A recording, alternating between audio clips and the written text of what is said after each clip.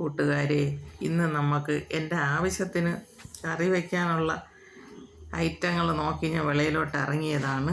അപ്പോഴാണ് എൻ്റെ പപ്പായ മരത്തിൽ പപ്പായ ചുവന്ന് വന്ന് ഇനി അവിടെ നിർത്തിയിരുന്ന കാക്ക കടിക്കും, വേറെ എന്തെങ്കിലുമൊക്കെ കടിച്ചില്ലാതാക്കാം. അതുകൊണ്ട് ഞാൻ ആദ്യം പപ്പായ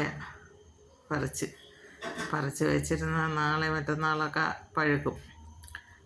അങ്ങനെ പപ്പായൻ്റെ ഈ പൊക്കം കുറഞ്ഞ വലിയ മൂടിനെ ചെറുതാക്കി നിർത്തിയ പപ്പായ മരമാണ്. ഇന്ന് 3 കിട്ടി. അത് 2 ദിവസം ഇരുന്നാലും മതി. ഇനി അടുത്ത് എന്തെങ്കിലും കറി വയ്ക്കാനുണ്ടാകുന്നൊക്കെ നോക്കി പോണതാണ്. എല്ലാം പഴയ മൂടായി. കത്തിരിയും വഴുതനവും എല്ലാം പഴയ മൂടുകളായി. ഇപ്പം കായ കുറഞ്ഞു വന്നു. അടുത്ത തൈ ഞാൻ നട്ടേക്കണം. അപ്പം അഗസ്തി പൂ വിരിഞ്ഞ് തുടങ്ങി. 2 മൂട് അഗസ്തിയുണ്ട്. അതിൽ പൂ വന്നു തുടങ്ങി. അപ്പോൾ അതെനിക്ക് വിഴുക്ക് വരട്ടാനായിട്ടുള്ള എന്തെങ്കിലും ഐറ്റങ്ങളാണ് ഞാൻ നോക്കണത്. അഗസ്തിപ്പൂ 2 തൈയാണിത്. 1 വർഷം ആയതേ ഉള്ളൂ. കുറച്ച് ദിവസം കൂടെ കഴിഞ്ഞാൽ നിറച്ച് പോകും. ഇപ്പം കുറച്ച് പൂവേ ഉള്ളൂ. അപ്പോൾ അത് മെഴുക്ക് വരട്ടാൻ എന്തെങ്കിലും കൂടെയൊക്കെ ഇട്ടൊരു മെഴുക്ക് വരട്ടിനുള്ള സാധനം കിട്ടും. പിന്നെ വെള്ള ഈ സമയത്തല്ല പൂക്കണത്, ചുവപ്പ് മാത്രമേ കിട്ടുള്ളൂ. വഴുതനയിലുള്ള കായെല്ലാം പറിച്ച് കഴിഞ്ഞ് ഇനി അടുത്ത സ്റ്റെപ്പ് വന്നാലേ ഉള്ളൂ. അതിൽ നിന്ന് ഒരെണ്ണേ കിട്ടിയുള്ളൂ. ഇനി അടുത്ത പൂവൊക്കെ വന്ന് അടുത്ത സ്റ്റെപ്പ് ആയാലേ ഉള്ളൂ. പിന്നെ അടുത്ത് ഞാൻ തന്നെ മുളക് എന്ന് പറയുമ്പോൾ പഴുത്ത് നിൽക്കണത് മാത്രമേ പറിക്കണുള്ളൂ. ഇടയ്ക്ക് അങ്ങും ഇങ്ങുമൊക്കെ പഴുത്ത് നിൽക്കും. അത് മാത്രം പറിക്കണതേ ഉള്ളൂ. ബാക്കി എല്ലാം കൂടെ പറിച്ച് ഞാൻ ഒത്തു കൊടുക്കും. പിന്നെ വഴുതന പറിച്ചെടുത്ത് അടുത്ത് വേറൊരു സ്റ്റീലിന് 5-6 പൂ നിൽക്കുന്നുണ്ട്. അതും കൂടെ പറിച്ച് എല്ലാം കൂടെ ഇട്ടൊരു മെഴുക്ക് വരട്ടാം. ചെറിയൊരു കറിക്കുള്ള വകയായി.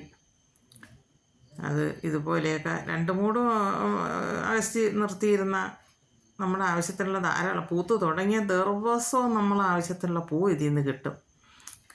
കറി വയ്ക്കുക, ഇല പറിക്കേണ്ട ആവശ്യമില്ല, പൂ തന്നെ നമുക്ക് കിട്ടും. വിഴുക്ക് വരട്ടെ, തോരൻ വയ്ക്കുക, എന്തെങ്കിലുമൊക്കെ ചെയ്യാം. ഇതുപോലെ നട്ടിട്ടേക്കണം. പിന്നെ എൻ്റെ പുതിനയുടെ ഇടയിൽ കാട് പിടിച്ച് കയറി. പുതിനയാണ് ആ തറയിൽ.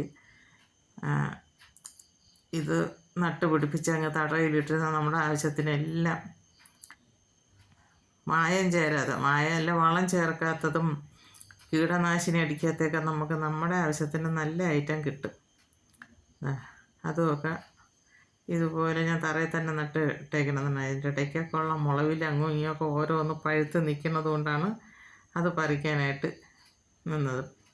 എൻ്റെ ചെണ്ടുമല്ലിയൊക്കെ പൂവൊക്കെ തീർന്ന് എല്ലാം ഉണങ്ങി വിത്തായി. ഇനി അടുത്ത സ്റ്റെപ്പ് തൈയാക്കി എടുക്കണം. എൻ്റെ ഈ വീഡിയോ എല്ലാവർക്കും ഇഷ്ടമായെങ്കിൽ ലൈക്ക് ചെയ്യുക, ഷെയർ ചെയ്യുക, സബ്സ്ക്രൈബ് ചെയ്യുക. ഇതുപോലെ പറ്റണവരെല്ലാം ഇതുപോലെയൊക്കെ കൃഷി ചെയ്യാൻ നോക്കണം. ഇതൊന്നും വലിയ പാടുള്ളതല്ല. നമ്മളെ മനസ്സിന് സന്തോഷമുള്ള ഒരു ഇതാണ്. എനിക്ക് വലിയ സന്തോഷമാണ്. എൻ്റെ മനസ്സിന് നല്ല സന്തോഷവും എനിക്ക് നല്ല ആരോഗ്യവും തരണം. പഴയതുപോലെയല്ല, എനിക്ക് നല്ല ആരോഗ്യമാണ് ഇപ്പോഴും.